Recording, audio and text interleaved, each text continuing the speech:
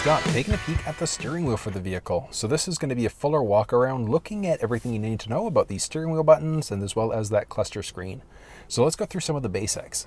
Now, first thing to point out, the steering wheel inside of the Charger might be manual or it might be power, just depending on the version of the vehicle that you're in.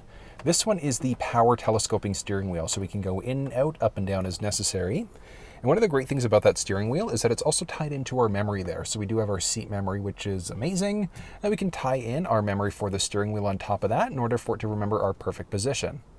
Now, we do also have, as you can see there, our paddle shifters along the very top, so our minus on the left, and then our plus on the right-hand side. One of the nice things is that if you're not a big fan of using the paddle shifters, we do have the flexibility through this middle screen to be able to turn it off if we want to. So we're just going to go to our performance control there, and then we go into our different setups. So we've got our base setup where we can turn the paddle shifters on or off, and that's the same whether we're in the sport mode or our default mode as well. So we've got a few different options that are available there. And one thing that you can't see from your vantage point, so let's just B-roll it a little bit, but we do have a few different selector switches. So actually behind the steering wheel, underneath our paddle shifters, on the left-hand side, we can seek. So we can seek between different stations by pushing up or down. We can just do a press and hold there if we want to. And then we can also do another press if we want to jump between all of our different presets. So you can you might be able to see it. So it's kind of going a little bit crazy on the top there, and that's because we're going through all of our different presets and things like that that are available, or seeking just up and down as we go. Along the right-hand side behind the steering wheel, same idea. We've got a few other options back there. So as we go up and down, so we can increase or decrease the volume there. So pretty straightforward. And then we can also press the button in the very middle if we want to go between all of our different sources. So as of right now, we're in AM, FM, Sirius XM. So it's jumping between different sources as we push the button in behind the right side of the steering wheel there. Now, a few other things to point out. We've got a pad on the left-hand side, which is going to actually control the cluster screen there. We'll get to that one in a second. And a series of other buttons there, so we can either answer or hang up on a phone call. We've got a voice command prompt, so if we want to do things like change songs, radio stations, things like that, we can set the temperature, which is kind of nice. So we can just do a single button press in order to be able to activate or deactivate. If we were connected through either Android Auto or Apple CarPlay, we'd also be able to do a press and hold there in order to be able to activate our Google or Siri Assistant. So all we do is just press and hold, and then if we were connected, so as of right now, it's just launching back into that main screen, but it would also give us the option of activating our Siri or Google Assistant. Off to the right-hand side. So this is going to be just our regular cruise control. So we can easily toggle the cruise control system on or off just by pushing the button right along the very middle of the wheel there. So we just toggle on. We can either increase or decrease 1 kilometer or 1 mile per hour at a time. Now this version of the vehicle obviously doesn't have the added technology group, because if it did, we would also have our adaptive cruise control system. So the adaptive cruise is essentially our set it and forget it cruise control, and that one is going to be part of the technology package pretty much across the entire Charger lineup. But at a very minimum, we'll at least have our regular cruise with the option for the adaptive cruise along the very bottom. The big difference between the adaptive and the adaptive is set it and forget it. So you can set it, let's say, at 100 kilometers an hour on the highway. If the car in front of you slows down, yours is automatically going to brake. If they pick up speed or change lanes, get out of the way, yours will pick up to that set speed again. And then a few other things, we'd have a distance indicator. So how far or how close do we want to be away from the vehicle that's in front of us? So we'd have a few different selector switches available there as well. But that's going to be the basics for that steering wheel along the right-hand side.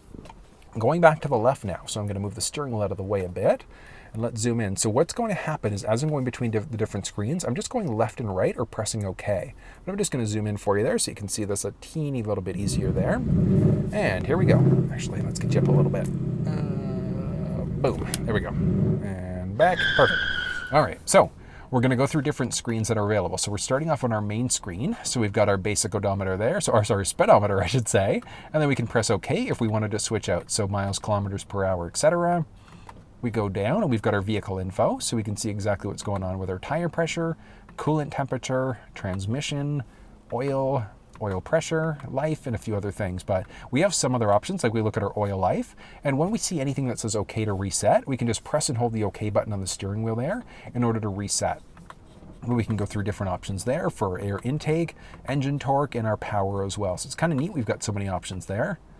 Moving down, this is when we get into some added performance pages. So we could technically go through the middle screen here if we wanted to get some more active pages. So we've got our performance pages there, which we'll launch up to in just a second. but a series of different options available. So we can kind of go left and right as we go. So we've got our base page there, reaction timer. We've also got our 200 meter timer, 400 meter, our braking distance, our G-force, peak performance, lap timers, so many things. And as you can see across the bottom of these later ones, we can also do a reset. So we can reset easily there, but it's going to be very different. Actually, well, some basic similar information to what we're going to see in our performance pages there. Now, one thing to note, if your vehicle may not support the performance pages, it's going to depend on the version of the vehicle that you're in, but there are some pretty good options that are available inside of this screen if your vehicle supports it. So if you're looking at tracking your charger, just make sure you get one with the performance pages because these things are amazing. But let's go through some other options. Moving down to our fuel economy, we've got our different averages there. Again, we can just press and hold OK if we want to reset there as well. 50 liters per 100. Oh, there we go. Okay, I was going to say that is ridiculous. All right, and back, we've got our fuel economy again. Basic trip info, so we've got our A versus B counter. And then same idea, we can just do a press and hold OK in order to reset all of these numbers as well. Moving down, we've got our audio, so you can see what we're currently playing. And then we can also, using the buttons behind the steering wheel, we can adjust that on the fly as we go as well. Moving down, we've got our messages, so as of right now, so currently nothing stored for the vehicle. And then our base screen setup. So we go OK, and we've got the flexibility of adjusting certain parts of the screen. So as you can see there, we can adjust. So part of the center, if we want part of the center at the top, do we want to have nothing showing up there? On our upper left-hand side, so we can adjust that to be our time, range, average, current. So we've got a few different options that are available if we want to kind of change it out and make this a little bit more unique for us. And back from there, just have to wait for the settings save message to go away. Perfect. And we can also change out the upper right. We can restore our defaults. We can see what gear we're currently in as well, so we can easily turn that thing on or off. We've got our odometer along the very bottom, so we can either hide or show the odometer if we want to. We've got our gear display, so if we want to have just a single gear or all available options there. And moving down, we've got some options for our center, so we can kind of go in between different options along the very top. So if we wanted to kind of adjust things out there, we'd have the flexibility to easily do it. But quite a few different options that are available inside of this thing.